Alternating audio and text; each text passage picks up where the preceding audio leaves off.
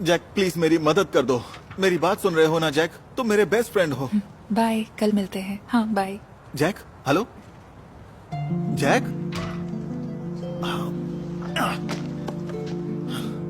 Sir, आप ठीक तो हैं?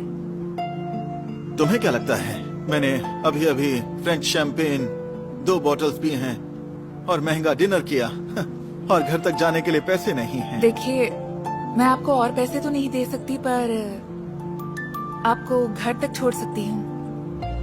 उस वक्त मुझे नहीं पता था कि मेरी दरिया दिली मेरे कितने काम आएगी। ये क्या हो रहा है यहाँ पर?